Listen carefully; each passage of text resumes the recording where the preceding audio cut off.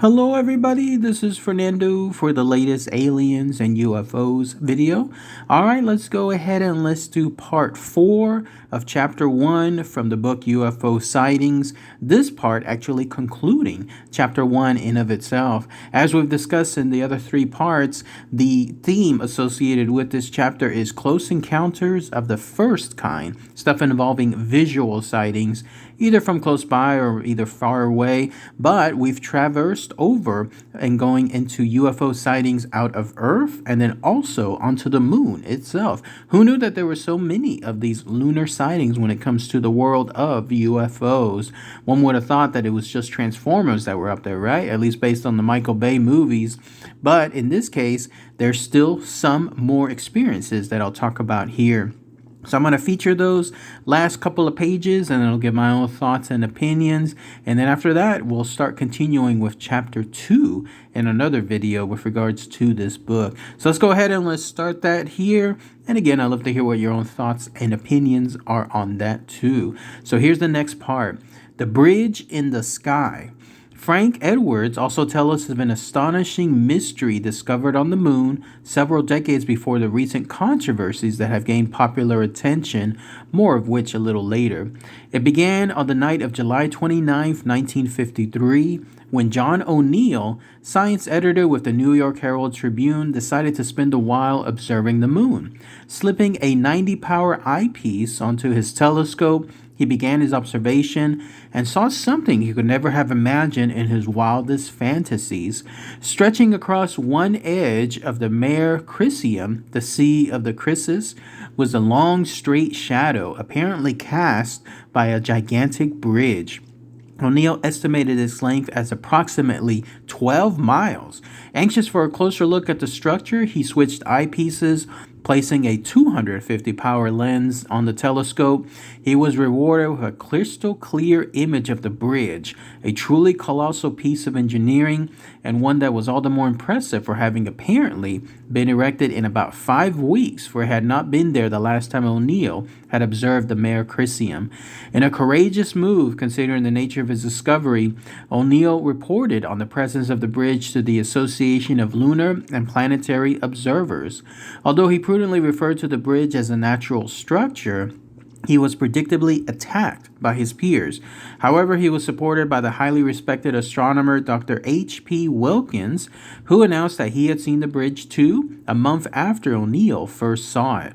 A month later, the British astronomer Patrick Moore also spoke up in support of O'Neill, stating that he had spotted the bridge as well, observing it for more than an hour. The Mare Crisium has something of a reputation for unexplained activity. In 1869, a series of bright lights was seen by astronomers, prompting the Royal Astronomical Society to ask their members to observe and record the strange geometric patterns. Over the next 2 years, they recorded more than 100 such patterns, including vast rectangles and triangles.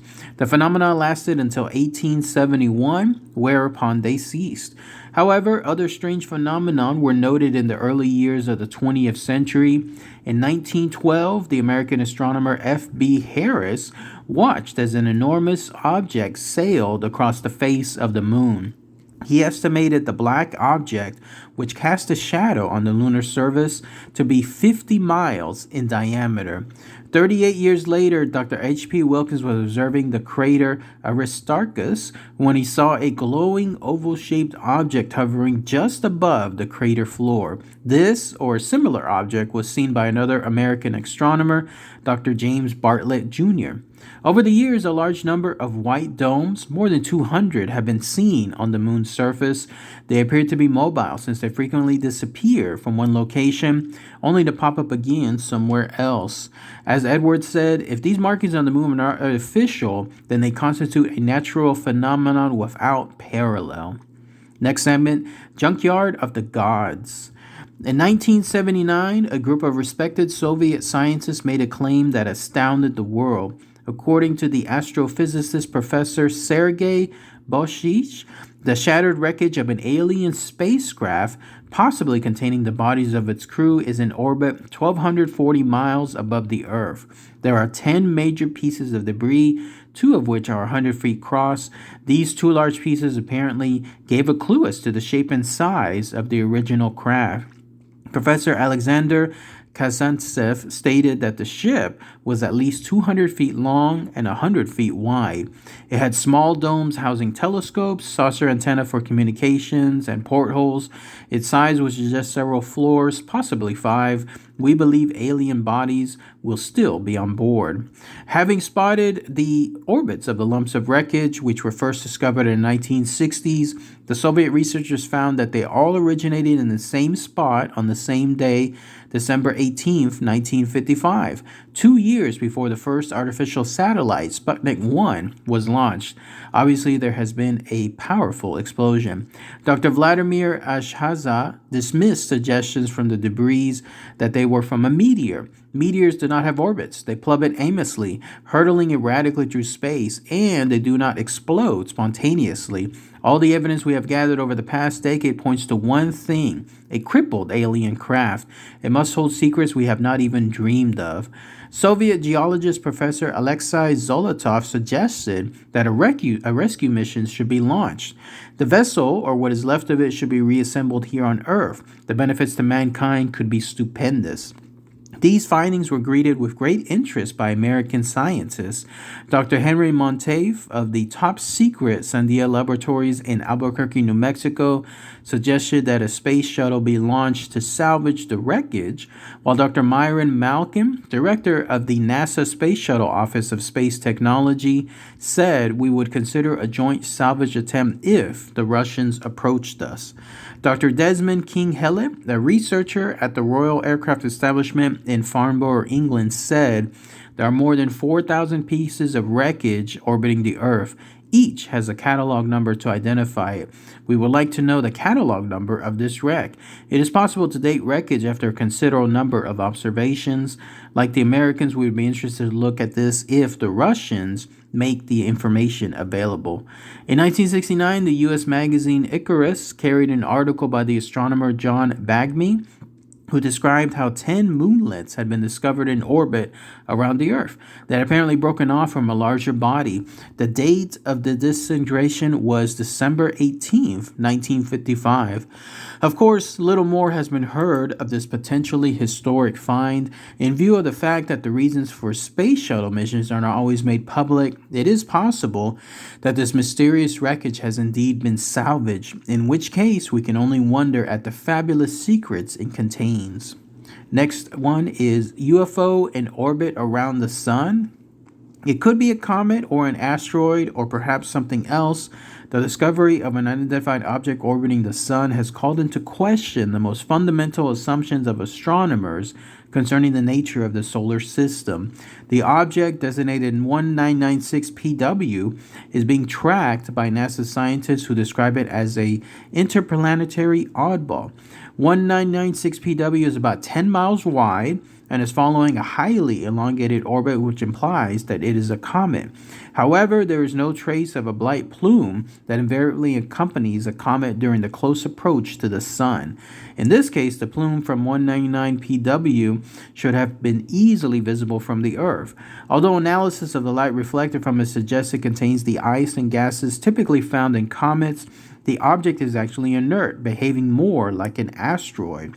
According to Eleanor Helen, a planetary astronomer at NASA's Jet Propulsion Laboratory in California, this is a misfit in the grand scheme of things.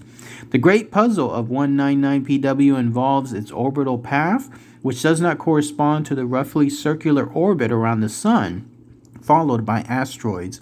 The shape of these orbits, corresponding to those of the planets, has led most astronomers to conclude that the asteroids are the rubble left over from the formation of the solar system about 4.5 million years ago.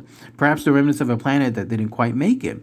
Comets, on the other hand, are thought to have been formed as a result of the gravitational effects of the sun as the solar system passed through interstellar dust clouds, thus creating their elongated orbits.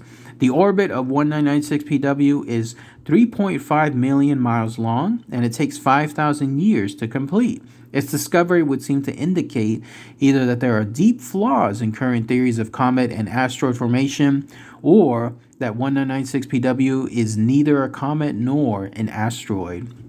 Next segment, Hale-Bopp's Curious Companion. In the wake of rumors reported by British astronomy writer Andrew Pike that the Hubble Space Telescope photographed a floating city in space on March 26, 1996, and that President Clinton and Pope John Paul II are being kept informed of the developments, a leading astronomer, allegedly of Duke University in America, photographed a gigantic object orbiting comet Hale-Bopp in late November. The unnamed astronomer is said to be a pioneer in the field of planetary astronomy and has known about the object for several months. Astonishingly, the object appears to be self-luminous, lighting up the surrounding cometary debris, and has also been photographed moving about the comet, which seems to imply that it is under intelligent control. In addition, a complex radio signal has allegedly been transmitted by the object and has been taped by radio astronomers who are attempting to decipher it. In an article in the January-February 1997 issue of UFO magazine, Graham Birdsall draws attention to the fact that scientists all over the world have recently been holding meetings to discuss the potential threat to life on Earth posed by space objects. Senior Pentagon figures have also met with their Russian counterparts several times in recent years, first in a remote Sicilian town, then in northern Italy, France, and then finally London in 1996. Birdsall suggests a possible sinister connection between these meetings and the discovery of 1996 PW, which apparently defies the laws of physics. The alleged presence of a city in space and the colossal radio signal transmitting object accompanying comet Hale-Bopp. It has been claimed for many years that the military and intelligence communities in a number of countries know far more about UFOs than they are letting on. In view of the fact that there are more than 100,000 near-Earth asteroids, each of which would cause a global catastrophic impact if it hit the Earth, it seems eminently sensible for scientists to discuss the best course of action to take should an object threaten our planet. In view of bizarre discoveries mentioned above, it might also be sensible to combine this asteroid defense program with a defense program of a different kind. And then that's it. That's everything that's there for Chapter 1, Close Encounters of the First Kind, there from the book UFO Sightings by Alan Baker. So let's go ahead and let's talk about that here. First off, I never heard about that bridge in the sky.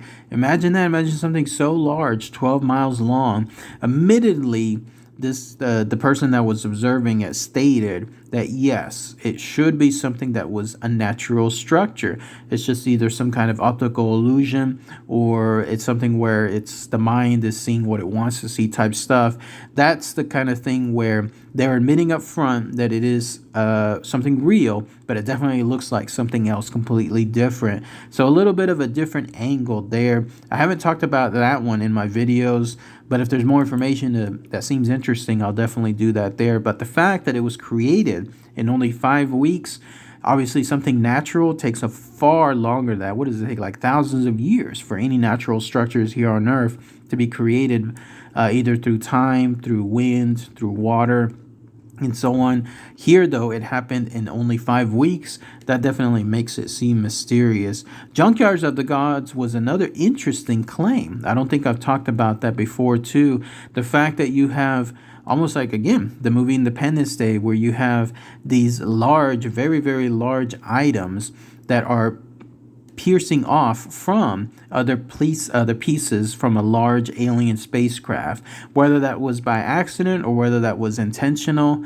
gives the idea that there's these things just either crossing the Earth on multiple locations or coming from who knows where else altogether at the same time, but they're at least like 200 feet long or so, and they're doing almost like observatory things associated with the Earth itself. So I never heard of that one, but I may talk about that sometime soon. What I have heard, though, is around the sun, that very large object. I think I've talked about that too. It might have been either called the Black Knight or there was something else as well. But the fact that there is something very, very large orbiting the sun and at the same time moving in an almost intelligent manner, there's a lot of interesting things to focus and talk about that there too, or continue to do so as well, especially the fact that here you have something that is supposed to be corresponding to a comet, but it doesn't have all the characteristics of a comet either. And same thing with Hale-Bopp's Curious Companion, the final part that I talked about here. That's an interesting angle. I haven't heard of that one on my end. I might talk about it. I'm not sure. But if someone knows more info on that end, then please let me know. It does make it seem like there's something intelligent that was also observing that comet, and we just in turn happen to be spying on it at the same time. But that's pretty much it. That wraps up chapter 1 of this book. And again, next part, I'm going to go ahead and focus on chapter 2, called Close Encounters of the Second Kind. Very fascinating stuff. All right, everybody. Thanks again as always. Take care. Bye.